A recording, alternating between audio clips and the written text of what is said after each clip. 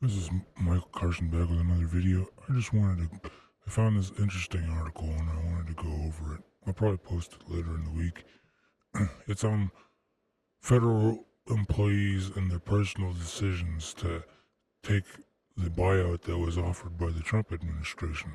It's an interesting read because some people actually thought their jobs were not essential and it got labeled essential, so that's pretty interesting. So I'm going to go ahead and read it here. It's at the article is from Zero Hedge. We took the buyout, federal employees on the way they accepted the offer to quit. It's authored by Stacey Robinson via the Epoch Times. The emphasis is Zero Hedges. Shortly after taking office, the Trump administration offered federal employees a deal many couldn't refuse: resign voluntarily and receive full benefits and paid leave lasting until September. And there's a picture. Demonstrators rally outside the U.S. Office of Personnel Management in Washington on February 5th, 2025. More than 75,000 workers eventually accepted the Deferred Resignation Program, or buyout, which came as part of the administration's broader efforts to shrink the size of the federal bureaucracy. Since the beginning of President Donald Trump's second term, the government has already laid off hundreds of thousands of federal employees and contractors.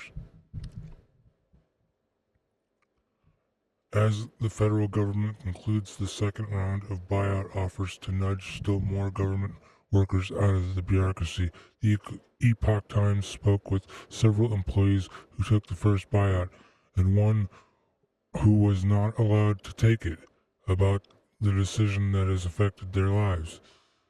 It wasn't just Democrats who took the buyout either. All who spoke to the Epoch Times about their decision were Trump supporters, and their accepting the offer was based on personal rather than political reasons. Most asked to remain anonymous for privacy concerns. A former meteorologist told the Epoch Times that the buyout was too good to pass up. He was already eyeing retirement, and the government's offer simply allowed him to jumpstart those plans. This was the most common reason for several others who took the deal as well. Bill Page, a former curriculum manager for the Army universities, said he and most of his colleagues were in the same situation. Almost everybody in my section took it. We were all older, or most of us were older, and were thinking about retiring anyways, and this opportunity came up. Page said his department was somewhat superfluous anyways. The employees who were too young to retire or simply wanted to keep working were allowed to move to other departments. Those who were already eligible for retirement had their buyout compensation extended to December, making the transition into retirement easier. The Epoch Times asked Page about his next chapter. I'm 71. My next chapter is probably dying or something, he joked. But one of the reasons I didn't retire until now was because I didn't know what I would do with myself. I thought I wouldn't have anything to do, and I was wrong. I've done a lot of things, and I'm enjoying myself. A former cybersecurity agent told the Epoch Times that the buyout was a blessing. On January 20th, 8 days before the buyout was announced, Trump asked federal agency heads to bring employees back into the office as soon as practicable. For years, and especially since COVID-19 pandemic, many federal employees have been permitted to work remotely, rarely or never coming into the office physically. By the time the cybersecurity agent said he and his wife had moved to the Midwest and had little desire to return to the East Coast. Fortunately, he was eligible to retire in September after a decade of service. So it worked out for me. Like I said, I don't know if everybody has that experience, but for me it worked out real well.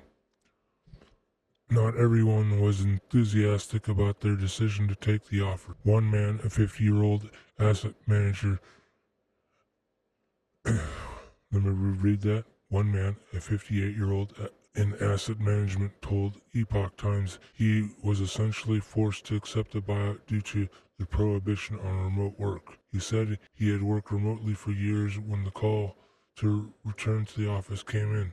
His agency, let me reread that. He said that he worked remotely for years. When called to return to the office came in, his agency had a building that was only about a 20-minute drive that he hoped would suffice.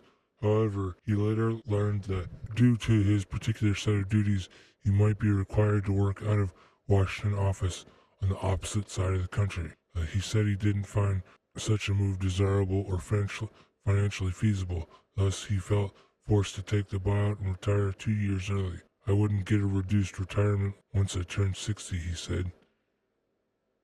But he said available information at the time wasn't full and complete. His department pushed off any final decision on remote workers beyond the window to take the buyout.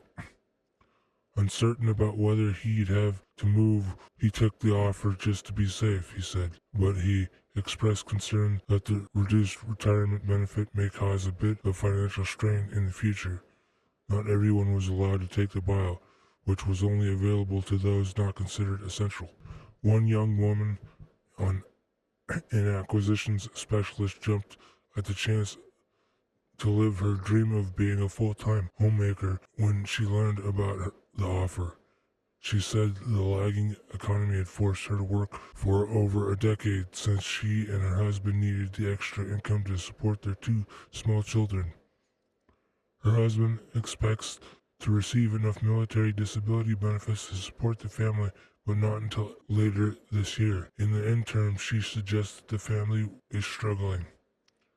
It's kind of hard right now, with just things being so expensive and not just having enough resources. She had hoped to use the buyout to allow her to leave work early and begin homeschooling her 5-year-old, but the government rejected her request, labeling her as essential worker. It was kind of frustrating. They promised you, you were going to get paid until September, and then they made it seem like everybody would get approved. She had been told beforehand that rejections would be rare, but in her department, the opposite turned out to be true. Less than 20 employees were approved, perhaps because the department's work was deemed to be especially crucial, but she insisted there was plenty of fat to trim there. It's kind of funny when you think your own job is not really essential and somebody else thinks it's essential. Well, she disagreed definitely. That's pretty interesting. I do see a lot of positions in our agency that they could do away with to save the government money. I feel like they have a lot of employees that do similar jobs that they could kind of cut, especially in our headquarters. Although everyone who spoke to the Epoch Times was in favor of the program and the reduction in the size of government that prompted it, they also generally felt the Trump administration's plans had been conducted a bit hastily. I would agree with that. They kind of just threw stuff out there and didn't really think things through. They should have ironed it out a little better. They should have worked it over for a couple months first and then introduced it to people. But they just had to just ram-a-jamma. Some, like the meteorologists, noted that there was substantial federal bloat to remove in some agencies. Their own departments were already woefully understaffed. One former employee said that his younger colleague was set to be promoted, but had to wait until workforce reductions were completed. If he had taken the promotion when it was scheduled, it would have put him in probably a probationary status, and there was a chance he might have been targeted for firing. Joseph Ward contributed to this report. Well, it's pretty interesting, the overall stories in this. And, they did hastily do a lot of stuff. They just kind of tossed it out there and, seeing what was sticking. If you have any comments on it, please put them below. And I thank you for watching. Have yourself a good day and hit the like button on the way out. I'll see you in the next video. Again, thank you for watching. Please consider watching another video. Like and share so the videos get traction, and I appreciate it, and have yourself a wonderful day.